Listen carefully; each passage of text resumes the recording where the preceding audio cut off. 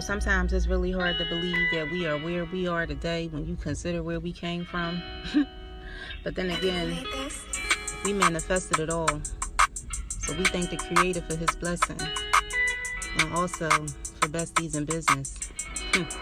Yo, sit back, relax, and let yourself go with simply Naima and alter ego. These are trying times, so relax your mind. If you need some help, then drop us a line. We create a space where we can have good conversation, family, culture, business, race relations, giving birth to kings and queens. Manifesting wealth and things. 2020 came and tried to give us mad action with no satisfaction, and now we all distracted, but still gotta hold our own. Doing big boss shit, rockin' Nina Simone, a superstar in this compilation. Came to this universe to give you niggas motivation, but you still sleep, you niggas always on a vacation. But he's a creep, and that's the real life translation. You feel me? I don't think they feel you, yo. We gon' get this bread and feed them till they full, yup. We gon' get this bread and plant the seeds that really grow. We do it to build and not for likes or for show. Expand your network, your connections will grow. Thanking the Creator from where all our blessings flow. We are innovators and creators, multifaceted, talented, beautiful queens.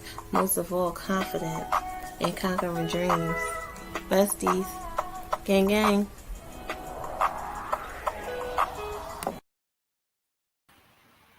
Welcome back to another episode of the Besties Podcast. We have C Murder, Crystal from Go Beautiful, and we have myself, Alter Ego. Today we have three phenomenal guests. We're starting off with Steve. He is a 36-year-old husband and father of two. He's an entrepreneur, born and raised in Philly. He's been in the banking industry for 15 years, where he develops his love for financial literacy. He started his business with the goal in mind of helping people to understand, to build, and to utilize their credit in order to create generational wealth. So let's welcome Steve to the show from Legacy Consultations. Welcome, Steve. Hey, how you doing? All right. And now we also have Miss Stephanie Campbell. She is a consultant with 31 Gifts, and she's also a financial advisor in training. She lives in the Philadelphia area with her husband and two younger kids. Her oldest is growing out of the house. They're busy sports all year round, although COVID has put a stop to all of the sports and activities. She is a full-time employee at one of the largest health systems in our area, but she decided to start this fun business with 31 bags and gifts on the side to do something for herself that provides her with an opportunity to have some girl time. So we're going to welcome Miss Stephanie. Hey, bestie. Hey. And we have one more guest that Miss Crystal is going to introduce. Yes, our next guest is Vajay of Complicated Styles. She started Complicated Styles before she became a mom as a way to bring a new look to fashion. As someone who was big on shopping, I can relate. She noticed a style of fashion was never easily available and led her to the world of thrifting. Fast forward to now, Complicated Styles is now for those who are looking for thrifted styles without the thrifted part. Her business is for individuals who are looking to stand out from the crowd. Unlike the fashion industry, we want to cater to women of all sizes and fashion styles.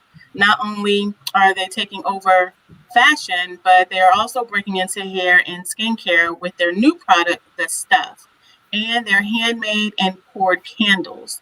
After having just an online presence, they got lost in the boutique world and recently opened up their storefront in Plano, Texas, with the goal of having multiple locations across the U.S.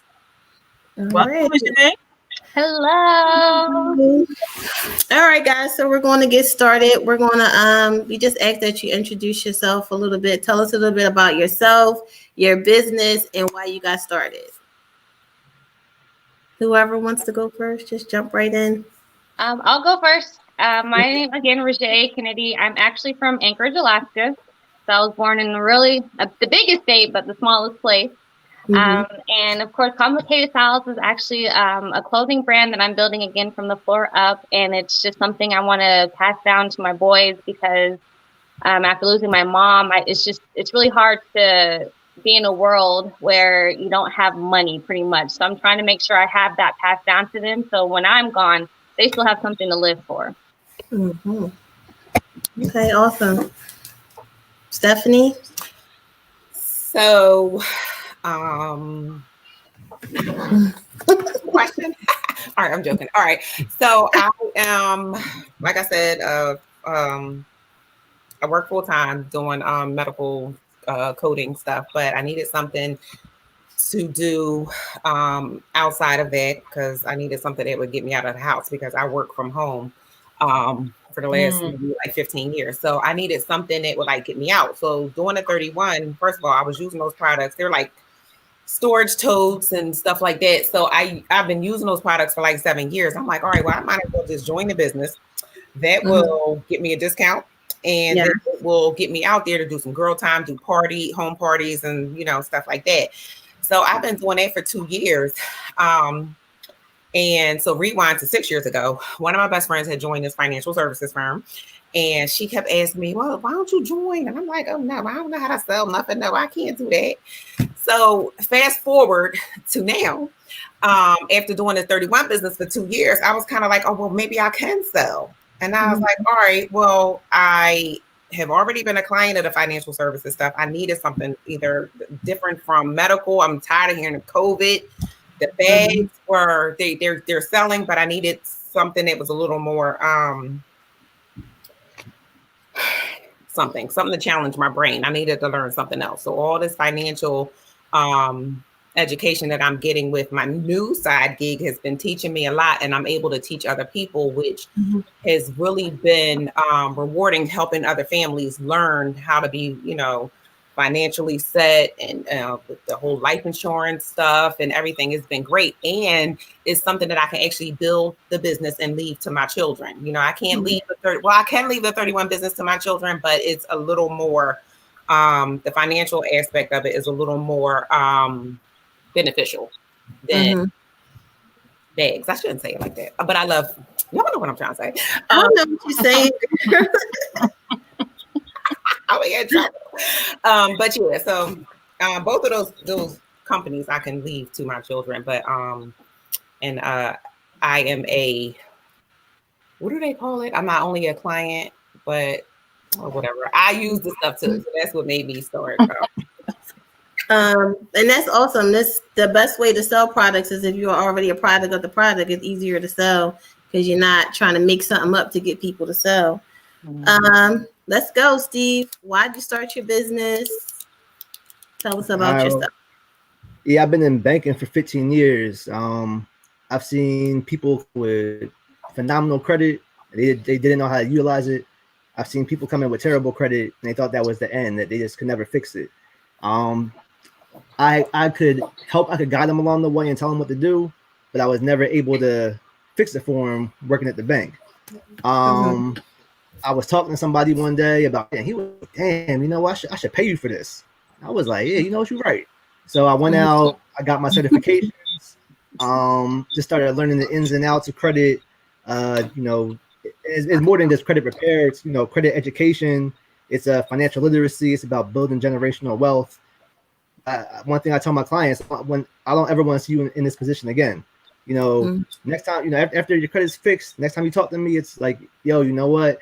Let's go to, this this line of credit I got with a low rate because you fixed my credit. I tell them I don't want to take their money again. I will. I don't ever want to have to take it again. So it's all about, just building generational wealth, especially for, our people, because, a lot of times we're not taught that. I chose the name Legacy Consultations, for my kids. It's about my legacy and leaving it on to them because they're my legacy. And that's so true. Financial literacy is definitely something that's lacking in our community. And I'm glad that so many people are finally waking up and understanding the importance of credit. And you hear a lot of people talk about generational wealth. And I'm just happy that people are finally waking up and realizing that our kids don't have to struggle like our parents did or their parents did. Like, we can set them up. that's actually our topic for today is creating a legacy and why it's important in the different ways to make that happen. Let me see. I think we have a question. Okay. All right. So we do have some questions that we want to ask, but I want to talk a little bit about the importance of legacy and different ways that you can build a legacy. So just because you have a 31 consultation business and a credit consultation business, and you have the clothing line, how is that going to create a legacy? Like, what things are you putting in place to make sure that your business lasts far beyond you? Well, for me, because a lot of the things are by hand, so I'm teaching my kids a trade that's going to be passed down. Someone's always going to want clothes, so that's what one big thing I started. No one's ever going to want clothes, so if you can make them yourself, it's going to be really good to pass down that trade to my. And I have all boys. It's going to be different for them. It's usually girls sewing, so to see a boy, whether straight or not, to sew is going to be something that they can pass down for years and years to come. As well as I bought a house at 25, and kind of to bounce off what Steve was saying, I didn't know what I was doing when I was buying a house. I just knew that buying a house is a start for my generational wealth. So I want to also pass down for them to learn to buy early, to buy land, to buy into things that are going to keep going and keep your income coming in. Yeah, I agree with all of that. And one of the things is, like, when I do my 31 parties and vendor events, I do a lot of vendor events, well, before COVID. And I would take my daughter with me so she could see, women in business and people, other people in business and having their own stuff, entrepreneurs, and, so she can get an idea of how she can work for herself, number one. Number two, with the financial side of it, the financial services, my kids they hear every meeting that I do. So they're able to start reciting the information that I am giving to other people. So as I'm learning, they're learning too. So I want them to grow up and be smarter with money, invest young, get into mutual funds and savings and all the other stuff younger than I did, because I don't want them growing up and being in this struggle. And I actually want them to grow up and not have to work for anybody else. So if I can teach them that now, I'm a little late with my oldest one, but if I could teach, the younger ones, now, then they'll learn how to be smart about their money, like Steve says, smart about their credit, and learning how to work for themselves and not work for other people. Steve, did you have a comment? For me, yeah. I wanted to create a business that has sustainability. There's always going to be a need for credit repair. You can, you could have phenomenal credit, and in 2 months it's gone, because you made some mistakes. I wanted to, my kids, that having assets over liabilities. Buy the house, or buy the duplex, buy the buy the duplex instead of buying the the 2020 car, instead of buying all the clothes. You want to have things that will create walls for you while you're sleeping, while you're not even working. Especially the 17-year-old, I kind of try to instill on him, like, I'll pop some little things in, like, hey, if the business makes X amount of dollars by December, buy you a PS5. And I'll keep, telling him how much the business makes, so we can see, like, oh, he's making all this money, within a short amount of time. When he was younger, we drive through, like, the suburbs. He'd be like, I know there's only white people that live here. Like, whoa, let's get that out your head, because, that's gonna be us. We're gonna get there, live in these houses, and there are Black people that live in houses like that. So it's about just sustainability, and for them just saying, like, what you see on TV isn't just us. You see the I don't know how they portray us on TV, and it's way more to us than that. Yeah, I know that, because my next question is, where did you guys even learn about generational wealth? Where did that come from? Because I know for me, I'm not going to sit here in front, like, all my life, I've known that even the term generational wealth, this is something that's fairly new over the last few years for me. My mom worked 9 to 5. She worked, she got a pension, and that's what it was in the house. You go get a good job, pension, 401k, and that's it. You know what I mean? So, and I mean, everybody doesn't have to answer, but, you know, I just want to talk a little bit about that. You know, you too, Crystal, because you probably came from the same type of situation. Like, we didn't grow up in those households where everybody was like, generational wealth, start a business. It's almost as if you started a business, they were looking at you like you were crazy. When I wanted to do hair, it was like, so you're going to leave this good job at Verizon where you're making this money and you got a 401k to do hair? Like, girl, are you crazy? You know what I mean? So let's just touch on that a little bit, and we have some comments from the audience. Okay. Okay. I was gonna say I learned about it. Well, I came up, you know, I thought I did everything. You know, high school, I went to college, got my college degree, and after that, it was get a job. You know, I thought the only way to make money was having a 9 to 5, and that was it. And, you know, I worked my way up. I was a senior branch manager at my old bank. I was making good money, but it still wasn't enough. You know, it wasn't enough to, you know, I see these big mansions. I'm like, well, what are they doing that I'm not doing? Started talking to people at the bank, and people were coming in, people younger than me, business owners. And, you know, I'm talking to them, and they're kind of telling me the game, telling me what they do, telling me how to do it. And I'm just looking like there's another way. You know, it's all about multiple streams of income. And I'm, you know, right now, you know, if I'm at my 9 to 5, I have one stream of income.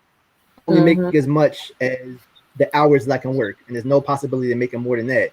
Where, you know, once I talked to them and I learned about generational wealth and I learned about other ways to make income, I stopped looking at it as hours and looking at it as clients or products. Because you're not going to work, you know, 40 hours or $2 in 40 hours.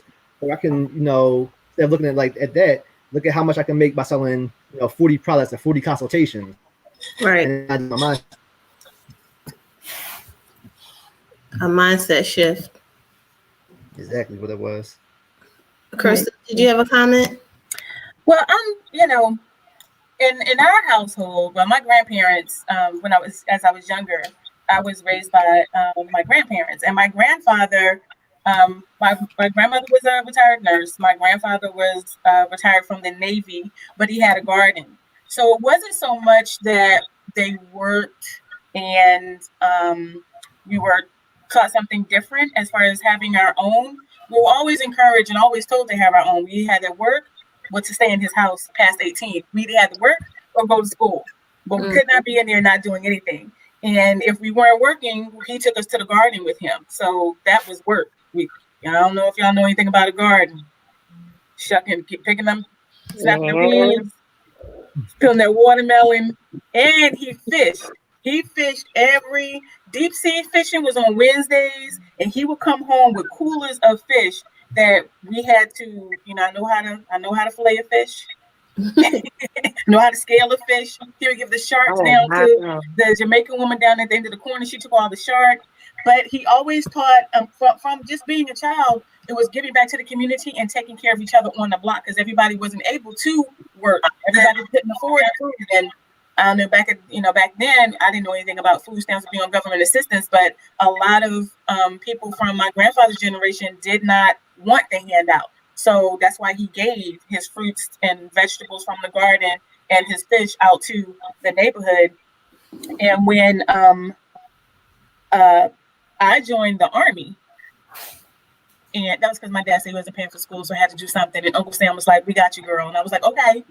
I know what I'm gonna do. I fixed tanks in the Army. I was not the clerk. Wow. I was not the secretary. I was not the nurse. I was fixing tanks in the military. So being in the military just gave me that discipline and that confidence that I could do whatever I want. I'm on a tank and heels fixing it. So yeah. After the military, they prepare you. They don't really prepare you for civilian life, but they do prepare you to adapt and overcome. So anything that I wanted to do, I could do. And I just want to tap back into when we're talking about legacy. I feel like there's a lot of monetary. When people say legacy, they automatically think money. When it's our gifts that brings in the money. It's what we're teaching our children that will help them to create an income. Like, I know how to fish. If I want to open a fishing wharf or, and buy my fish, I know how to garden. I know how to sew. My grandmother taught me how to sew. My grandmother taught me how to knit. My German grandmother taught me how to cook. She taught me how to make compost. And if there's anything that I want to say about a legacy, is what you're passing down to your children that will create a wealth for them. And wealth look different to everyone. Wealth, I think for the time that we're living in now, wealth is all grandiose. So you gotta drive the Bentley, you gotta have the Rollie, you gotta have the Gucci, Bertolucci, and crazy, Crystal. I'm just saying, that's what when you talk to. I mean, I got an 18-year-old in the house. I got teenagers. I see it on social media when you say wealth, that's all they think about is that I got to get the big house, I got to get the mansion, I got to move to Bel Air, I got to move out to the county, because they don't see the wealth that's where they're at. Because again, it's all wording and semantics, but I feel like that legacy that we're giving as far as the knowledge and crafts and our gifts create the wealth that is made for us or for you as an individual. So Miss V said that she's a credit cater. I love all things credit and credit education. So I'm assuming that's a credit. That's a new word? Yeah, I had to found that out. All right, and then she said, entrepreneurship runs through my blood. Both parents own businesses. That's all she knows. That's awesome. More entrepreneurial education in school should be offered. Someone said good point, but I'm not sure what she was referring to because I missed that. And Rosanna said, yes, helping pull up the collards. Thank you for your service, Crystal. And mindset, like we said before. So I want to ask, what is something that people misunderstand about you? For me, it's everything. I'm not gonna lie. They misunderstand how I dress. They misunderstand how I talk. Where I'm from, because being from Alaska is like the first question. Oh, there's Black people in Alaska. Hello. Yes, there is. Right. Of course, we got there because of the military. That's honestly the only reason why I can think of people living there myself. But people misunderstand my style. They think that plaid can't go with polka dots, or they think that you can't wear skirts and sweaters and stuff like that. So it's really hard for me to put out my fashion out there, because everyone's so used to what they see. They're used, like she said, they're used to the labels, they're used to the names, and it's like that's not what fashion has to be. It doesn't have to be $100 shoes. Like I still thrift till this day. All my boys' clothes, I don't even think they've seen new brand clothes, because I didn't grow up like that. So honestly, I'm misunderstood by my fashion. Okay. They don't know that I'm gold mine right here. They don't see it yet, but they will. Anybody else misunderstood? I think I am misunderstood by my approach about certain things. So when I am super hype, which I learned a new word, it's not hype, it's passionate. So when I am super passionate about something that I believe in, or a product or a service or whatever, then I approach everybody with it. And I think that at times, maybe some people may perceive it as me being like salesy or pushy or using or whatever. And I don't think it's that. It's me not understanding why other people are not as hype as I am about this certain product or whatever it is, a certain product or service or whatever. Like the 31 totes, I have been using them for years. Every time I go food shopping, I organize my trunk. They're all over my house. So I can't understand why everybody doesn't want a large utility tote. So I think that sometimes I might come off as like pushy or something. I don't know, but I'm really not. Like, I'm really just saying I'm hyped because I'm not just selling it. I actually love this stuff, and I've been using it for a long time, even before I started trying to, push it. So now my new thing is like, life insurance, because I know y'all have been to fish fries and y'all have done GoFundMe's and everything. And now I am trying to talk to our people and just making sure everybody knows the difference between term life and whole life, and making sure everybody has life insurance. Why? Because it's something that we need. So if I reach out to a person individually, it's because I'm really thinking about you genuinely, not because I'm trying to push myself, push my services or anything. It's really because I'm thinking about you and I think that you could benefit from whatever it is that I'm doing. So I am very misunderstood. I don't know what it is. Maybe it's my approach. I don't know. I be trying to be chill, but I be hyped. So. Steve? People think I'm quiet. I'm just, really? I don't know, I'm observant. Now I'm observant. I like to get to know you before I, dive right in and just talk anything. But once you get to know me, I'm a very talkative person. And if any of my clients would be on the phone, or if you met any of my clients, he's not quiet at all. Because when I talk about something that I'm passionate about, I really can't shut up about it. So that's usually family, sports, or credit. Those are the things. If I get to talking, I'm gonna keep talking about it. Yeah, I'm misunderstood in that way also, but I am actually quiet though. I'm quiet in real life unless it's something that I'm passionate about, and it's just because, like, I think I read energies. You know what I mean? Like, if we don't vibe, I can't force it. You'll see it on my face. So, but that's okay, because I think that everything that everybody said that they're misunderstood is actually a strength in a way. You being passionate about you, love, Stephanie, like, the people that are for you will find you, and they won't feel as though you're being salesy or pushy. They will love you for it. They will see your passion and they'll be like, all right, I need to check it out and see what, why she's so hype about it. And your fashion, I'm sure there are people out there who are like, wow, that's different. I'm not trying to be like everybody else. You know what I mean? And those are the people that you want. You know what I mean? And being quiet, like, that's a gift, because I know I'm a really dope person, and everybody who talks to me likes me. We just not Joe, and that's cool. People think that I don't know anything, and that I can't cook, and that that I'm an extrovert. Crystal, wait a minute, hold up.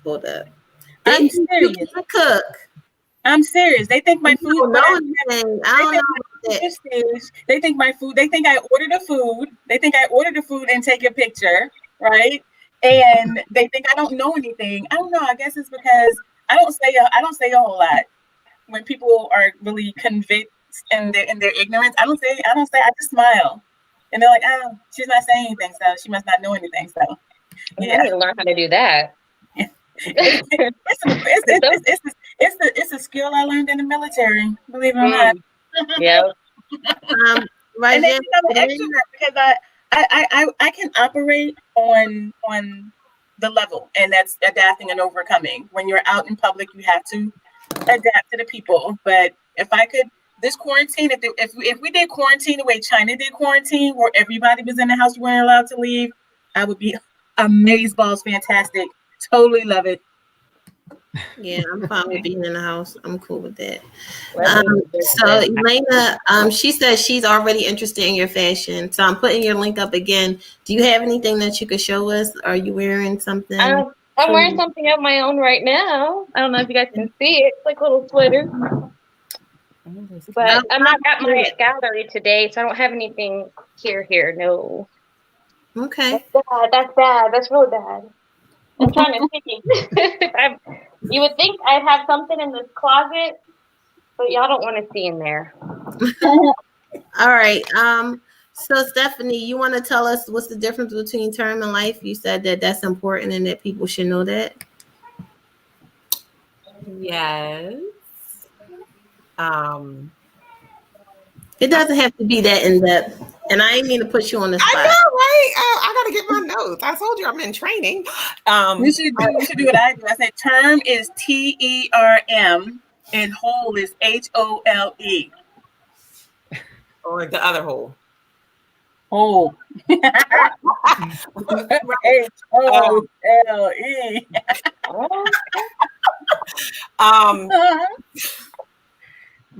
All right. So typically what I would say when I get a question like that is that whole life sucks and term is the way to go. But I'm trying to be professional. So basically, a lot of people are attracted to whole life because it has like the savings plan attached to it where you are allowed to accrue or build or save like a cash value. And the cash value, a lot of times, it does not accrue a lot of money. I had a policy at my job. It was a whole life policy. I had been there for 10 years. After 10 years, the cash value was only like $2,000. If I would have taken that money and invested it in like a mutual fund, my money probably would have tripled in that time frame, as opposed to me putting that money into this savings account with a whole life policy. So the whole thing is to buy a term policy, which term is typically for a specific term, maybe 20, 25 years. And then invest the difference. So you'll buy a term, and then whatever difference is between your whole life policy and your term, you'll invest that amount of money in your mutual funds, and your money will grow a lot faster than it will with a whole life policy. And the one thing with whole life policies is that they do not tell you is that cash value is a living benefit, meaning if something happens and you pass away, your family does not get that savings that you saved in addition to whatever the policy amount was. Let's say it was 150,000. Right. Your family does not get both. They only get that 150. And then that amount of money that you saved of your money goes back to the company. So that is one of the things that they do not tell you when they sell the whole life policies. And whole life policies are typically a lot more money than term policies. And, they give you that whole savings aspect of it, but it's not really saving. You take whatever that little money is that you're saving, put it in a mutual fund, and get a term life policy. And I hope that made sense, but I'll get my on the phone. A very good explanation. That was very good. I was waiting to jump in the help, but I'm like, she got it. But you gotta help me out. I get a little flustered. So I hate credit, right? Like I don't have credit cards. And I'm trying to learn the importance of them. I hate credit cards. Like if I can't buy it, I just won't buy it. I don't even like layaway. So can you just briefly tell us like what is the importance of credit? Like what, why do you need to have credit? I know good, and I'm not talking about bad credit versus good credit. I'm just talking about credit, period. Like what's the point? It opens up the door to a lot of things. I mean, if you want to buy a house, unless you have a ton of cash in there, you're gonna need good credit for it. Same thing with car. Especially for us, if you're a business owner, like having your personal credit, good personal credit, open up the door for business credit, which has a ton more benefits than personal credit. With personal credit, you have to worry about your utilization, how much. If you use if you spend too much on your credit card, it's going, even if you make your payments on time, it's going to drop your credit. Where if you have a business credit card, like I have a business credit card, I don't even look when I swipe it because it doesn't matter. It doesn't affect my personal score at all. You get higher amounts, for business credit. Where if I walk into the bank now, with my good credit score, my 16 years of working row with a good income, and I ask for, let's say, like a $50,000 line of credit, they're gonna laugh at me and say no. There's no way. 9 times out of 10, a person cannot get a loan for that much. Now, if my business walks, if I go in as Legacy Consultations, exact same credit score, everything, banks want to see banks want to loan to businesses. They want to see businesses flourish and grow. So now I'm walking down $1,000 for my business where I couldn't get it on my personal side. If you're looking to do real estate, where they use their credit to purchase houses, and once they sell the house, they pocket all the money, and they didn't spend any of their own money at all. everything was purchased through their credit, and they even use they use the loan to pay the loan too. So let's say they get a $50,000 loan, buy a little rundown house in Philly for $20,000. Take the $30,000 of that, put that in the checking account. The loan is making the minimum payments to pay itself. They sell that house for, $50,000, pay off that $30,000, $20,000 they had to buy. They pocketed $30,000 and didn't spend a penny of their own money. So, if you're looking to build generational wealth, I've gone to many classes and seminars. The one thing they said is you have to have your credit right to do it. There's not another way to do it. There's another way, but it's kind of through the life insurance policy. But like anything that you want to do, if you really want to build wealth, set your family up, set yourself up, you're gonna have to have good credit. Unless you hit the lottery or something, you really can't do it.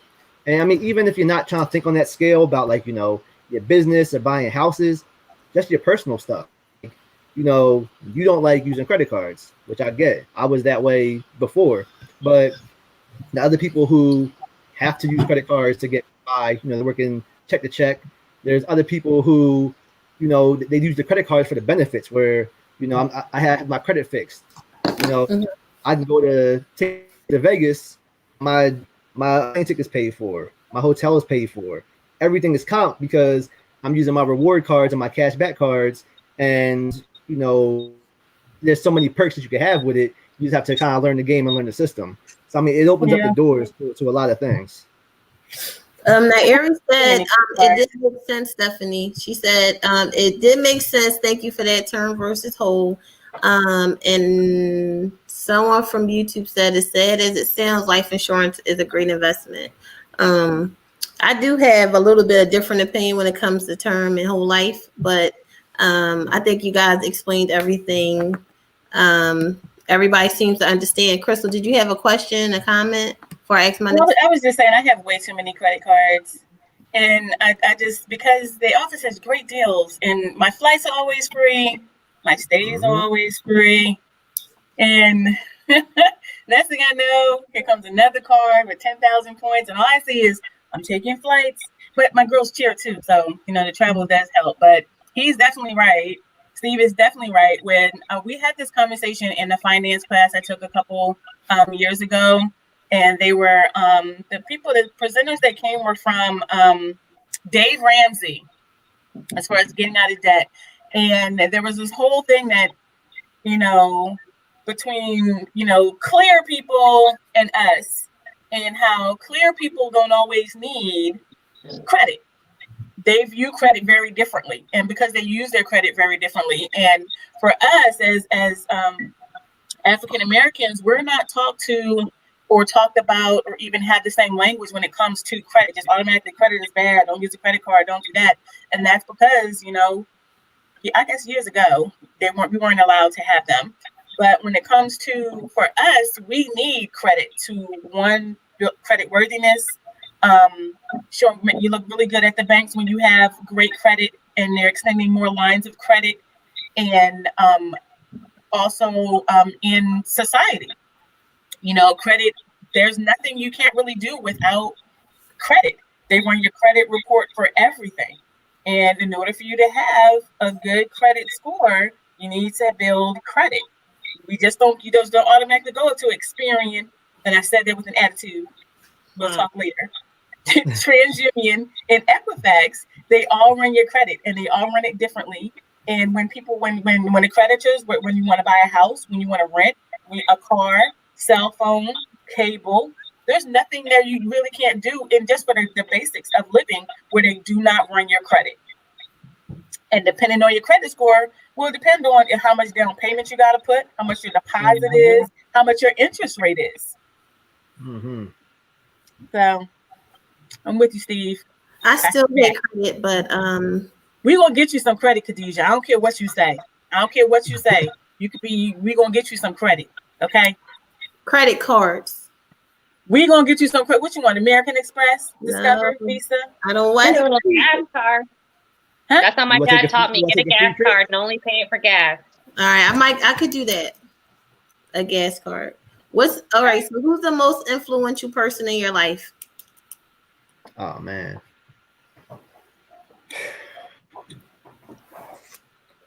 Let's go. Chop chop. Okay.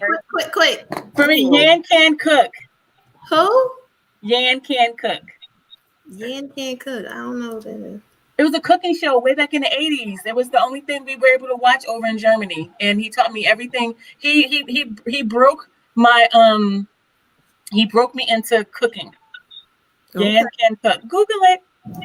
You know I am when it's over. Let's go. Quick. Do they have to be alive?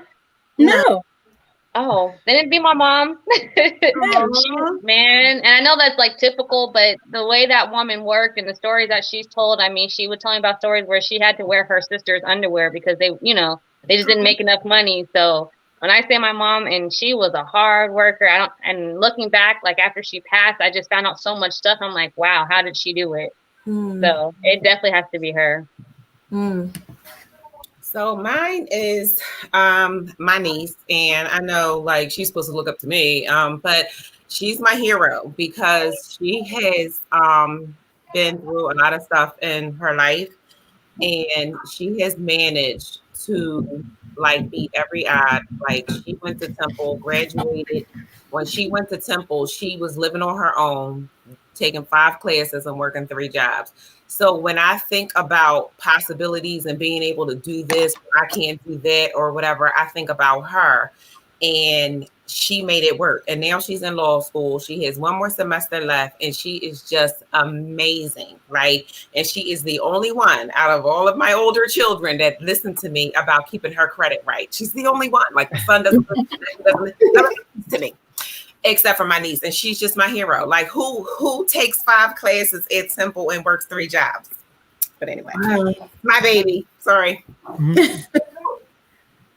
I mean, I guess for me, it's not any one person. I just say my family. You know, they're the reason I do it all. You know, they keep me going. I couldn't do it without their blessing. You know, those days where I'm just tired, down, defeated, just don't feel like working right now. You know, whether they're motivating me and don't even know they're doing it, or whether just, you know, words of encouragement.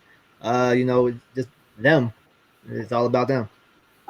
Oh. All right. So, Crystal, did you have a question? How much time we have left? I have a question, and we can make it really quick.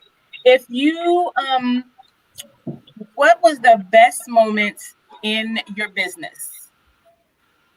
Steve, best moment. The best, I want to say the first time somebody called me, texted me, replied to me, and was able to tell me what they got once their credit was fixed. Whether, you know what, it was one of my clients. They were able to buy a house that, you know, they came to, they were trying to get a house. Their credit they weren't credit worthy. So they came to me. It was actually one of my first clients, and I got a call. I just got approval, and I was like, you know, this is why I do it. This is exactly why, because they were on the phone crying like, yo, you know, 5 months ago I needed to be. Now I'm here, and you know, I couldn't have done it without you. And you know, like hearing that, it just like keeps me going. Stephanie? So I'll make it brief. But so the 31 business, I said one of the best moments for me was this summer during the pandemic. My customers and my VIP group has made sure that I stayed afloat, and I met every goal every month that I set in over the summer, which was amazing. The best I've ever done in the 2 years that I've been in the business. The financial services business, the best thing was I sat with a family, and the husband came to me and said, Steph, thank you so much. Like, I thanked him for sitting with me, you know, during the appointment, but afterwards he thanked me for making sure that his family and, you know, his wife and children were covered if something happened, because he's a firefighter. You know, he doesn't he lives a specific kind of life. They got 2 mortgages. He rents, you know, he has his own rental property and stuff like that. And he got 3 kids and a wife. And he said, thank you so much. He said, because this has been weighing on my mind, and I feel like a huge weight has been lifted. Because now if something was to happen to him, his family would be financially straight. All right. Jay? The best moment I think was when I brought back something I learned from my mom, which is crocheting. Growing up, she always taught me how to crochet, but I actually never really thought how to put it together. And so just recently, I actually learned how to put it together, and I'm like, it brought me up because it's like I'm still learning from her, even though she's not here. So I think that was my best moment so far. Is Elena Foster Allen your niece? How you know? She said, "Oh, you are my hero." Did she say that? Yes, she did. I'll put it up there on the screen. I don't know if you guys are watching like on your phone, but she said you were her hero. You guys trying to make me cry. Oh, she's such a jerk. Oh my God. No, she's my hero. All right. I gotta call her. So we have Ms. V says that she has insurance that may need to be reviewed. So I'm going to put her information up there so you can contact her. Absolutely, Ms. V. And so I'm going to ask like 5 questions really fast, and you just have to answer quickly. Okay? Everybody at the same time. I didn't study. Mimi B says Steph is my hero too. You just out here crushing it. Mimi. Oh! All right. Y'all ready? Yeah. All right. Martin or Fresh Prince? Martin. Fresh Prince. A Different World or The Cosby Show? Cosby Show. A Different World. Wine or liquor? Liquor. Both. Liquor. Both. Wicker. Morning or night? Night. Morning. Night. Coffee or tea? Coffee. Hey, Cat or dog? Dog. dog. Dog. All right. That's it. I just wanted to try. Um, Let's see. We have some other comments over here. Oh, they were answering. Fresh Prince, morning, coffee, Cosby Show. She said both of them. Coffee. All right. Well, I thank everyone for being on the show today. I had fun. I hope you guys did too. I'm going to put everybody's information up again. Steve, just let everybody know who can't see us right now how they can contact you. If you're offering any promotions, we're on this holiday weekend, so they might can get some deals. I'm trying to hook y'all up. So maybe you got some discounts on some consults. Sure. The website is www.legacy-consultations.com. That has a link to everything, my email address, my phone number. But if you want to email me directly, it's info@legacy-consultations.com. I also have an app on the App Store and the Google Play Store. Just type in Legacy Consultations. App will come up. It's free to download. For my promo, yeah, I'm doing $55 off my normal what's it called? My normal entrance. So up to a certain, I'll do a credit analysis. I'll break down everything on your report. I'll tell you what you need to do to fix it. All that is free. The consultant is free. Pay for that. I don't charge for that. After that, if you want to go to my services, I'm doing a $55 off promotion right now till Wednesday. And make sure you say besties so we can track if you guys are going. That's the code. The code is besties. You don't say the code word, you gotta pay the extra $55. That's the truth. All right, come on, Steph. How can they find you? Okay, so I don't have a specific website yet for my financial services, so you could just email me at steffiecamp@gmail.com. Steffi is STEPHIE camp CAME @gmail.com. And for my 31 business, it is at Steffi Camp Gifts and Things on Facebook and Instagram. All right, and make sure y'all saying bestie so she can know where you guys are coming from. And Rajay? Well, I have multiple. I have a website, www.complicatedstyles.com. Don't forget the styles is with the Z at the end because we're different. My Instagram, Facebook is Complicated Styles, again with the Z. And then if you're in the Plano, Texas, DFW area, 820 West Spring Creek Parkway, Suite 400B, Plano, Texas. I have kids, so I'm up there. I'm not up there, but I can be up there. Okay. And so she's one of our besties. She said it was a great show. She learned so much. Someone else said it was another excellent show, but I don't know who it is. It says Facebook user. I do want to plug our business, Besties in Business. Joinbesties.com is where you can join our actual VIP group, where you a portion of the membership dues goes back into your business directly to either purchase services or products that can either be gifted out. Or you can use for yourself. If you want to gift it to somebody else, we'll either gift it, you can gift it however you want to do it, but we are going to sew back into your business. We have training modules. We have an online mall that'll be launching soon, online directory. So make sure you join today. If you want to get on the show, bestiesinbiz.com is where you can hit us up for information about being on the show. We love to have you guys back on the show in a few weeks for some of our different topics. We're going to start having shows that are more training focused as well. So if you want to get a little bit more in depth into credit, or maybe you want to do about how you can sew or start your own clothing business, or even financial literacy through insurance, just let me know. So thanks again, guys, and have a good evening. Thank Thank you. you. Have a good one. Enjoy your weekend.